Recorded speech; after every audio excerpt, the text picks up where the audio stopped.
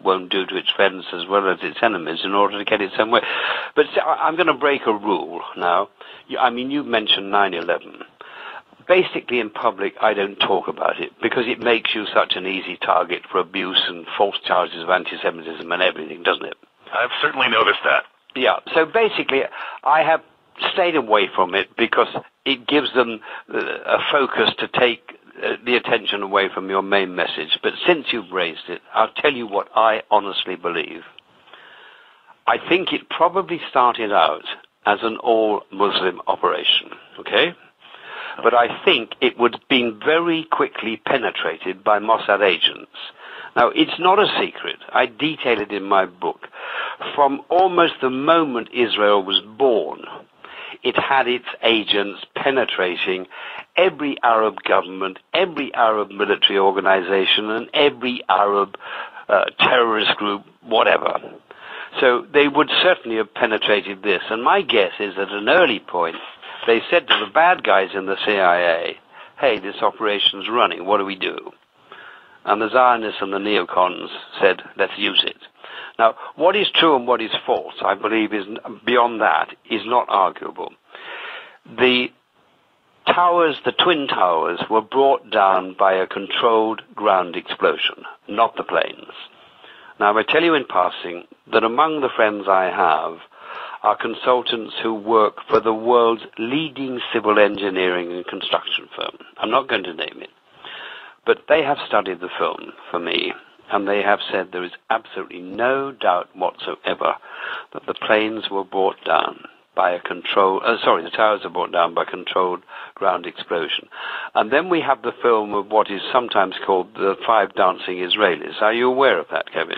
I certainly am, yes. They were celebrating the attacks. Apparently they had set up to film even before the planes hit, and they were high-fiving and taking pictures of each other, flicking cigarette lighters in front of the towers. But the point is they all had mobile phones, right? That's right. Now, they were initially reported as being Muslims. Are you aware of that? Middle Easterners, I guess, is the code. All right. For okay, Israelis. Middle Easterners. But the impression was that they were Muslims. They were the bad guys. Right. So the FBI gave chase. And these five guys, they tried to avoid being arrested. But they were eventually caught, and they were arrested. And guess what? They were all Mossad agents. That's right. That was confirmed by the Forward, the Jewish newspaper. Oh yeah. No, that's fact. So it opens a speculation. What were they doing there? It suggests that they knew the attack. It suggests at a minimum that they knew the attack was going to happen. It's not impossible, and this is Alan Hart speculating, that the planes were fitted with transponders and that these guys were calling in the planes to the targets. It's not impossible. I suppose not. There are certainly all sorts of other possibilities, but the hypothesis of remotely guided planes, I think, is a very good one, given that if one had planned a very complex demolition of 3 skyscrapers, would have been the 3 tallest buildings in history ever taken down by controlled demolition, one would have to make sure that they got hit in order to justify that. And isn't it the case, Kevin, that quite a lot of your top pilots have actually said it would have been a bloody difficult job to actually drive the planes into those buildings? Well, that's right. Yes, I've had a number of members of Pilots for 9/11 Truth on my show, and they have said that the clocked speed of these aircraft, which in the case of the one that hit the South Tower was nearly 600 miles per hour at sea level, is a speed that, well, some of them say that these aircraft, 767s, couldn't possibly reach that speed at ground level. They would be torn apart at substantially lower speeds than that by the air pressure of the much thicker air at sea level. But in any case, that nobody in their right mind could claim that it would be possible to guide a plane at that speed at sea level and hit those targets in the way they were hit. So the speculation that they were fitted with some kind of transponder and they were called to the target electronically is not totally irrational. Well, no, it's not, and in fact, it's even somewhat questionable whether normal passenger aircraft would be able to do that consistently at that kind of speed. In any case, it seems very doubtful that pilots who couldn't solo in Cessna would be performing these amazing aerial stunts to hit their target. Well, that and two other things, Kevin. We know as a fact that at least 6 and possibly 9 of the alleged hijackers who died are still alive. Well, that's right. That's been confirmed in Jay Kolar's article, What We Now Know About the 9/11 Hijackers, which was published actually in a volume by Europe's leading scholarly outfit, Elsevier. It's amazing. The scholarly literature on this is all so one-sided.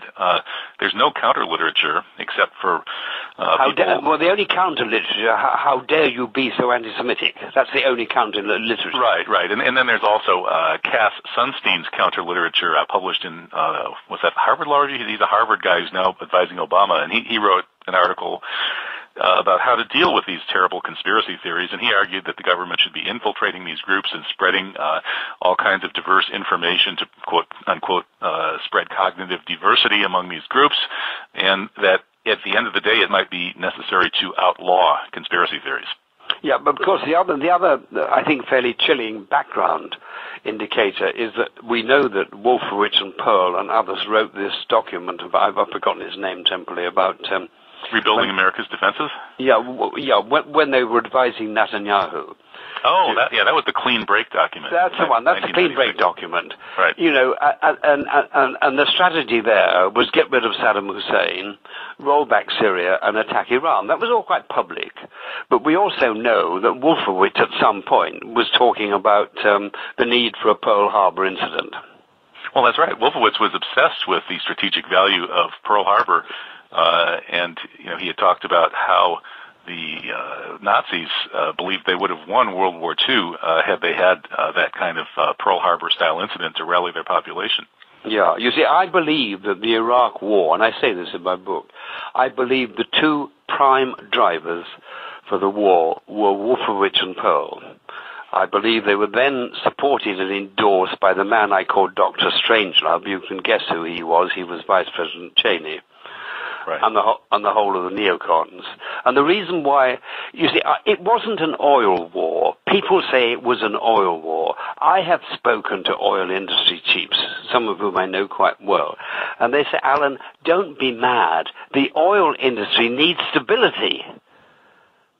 It doesn't need these kinds of upheavals. And right. I think that's correct.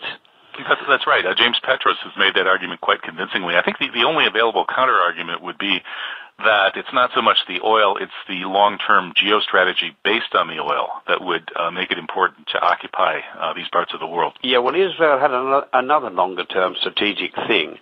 It needed to get rid of Saddam Hussein because he represented the only potential threat of challenge to Israel's complete domination of the region. That's a very good point. And now that he's been done away with and Iraq has been decimated and poisoned and its intellectuals and scientists and technicians have been hunted down and killed by Mossad. And probably heading for civil war. Right. It's been taken out as a potential antagonist to Israel for a very long time, and now they want to use the American military to go after Iran. Well, you see, that's fascinating, Kevin. I mean, I truly believe that Iran is not remotely interested in having nuclear bombs. But just imagine that they did have 4 or 5 or 6 or whatever. Do you think it's remotely possible that they would launch a first strike on Israel? Of course they wouldn't, because if they did, the whole of Iran would be devastated and wiped out. And they're not that stupid. No, the reason why the Israelis are hyping up Iran is to take away attention, public and political, from the ongoing Zionist colonization and genocide in Palestine. Well, that's exactly what some of my other recent guests have said. Gordon Duff, who was on my show about a week or so ago, is part of a group of retired U.S. military people who are warning that, in fact, the Israelis want to flee forward into a wider Middle East war in order precisely to obscure their tracks, not only in terms of the ethnic cleansing of Palestine, but also in regarding 9/11. Alan Zabrowski, who's a friend of Gordon Duff's, is a pretty respected and accomplished. Yes, I know Alan. Right. I know Alan. We respect him. Yeah. Right, he's come right out and said that it's a simple, obvious, is the nose on your face fact that the Mossad did 9/11. And so these people are warning that they're likely to attack the U.S. again in a big way to provoke yet another and wider Middle East war. A false flag away from to absolve them of their responsibility for 9/11 or to obscure that issue. But the conspiratorial theory is that Israel can't actually do Iran alone. So it would need to get a false flag operation going to force and drag America in. Exactly.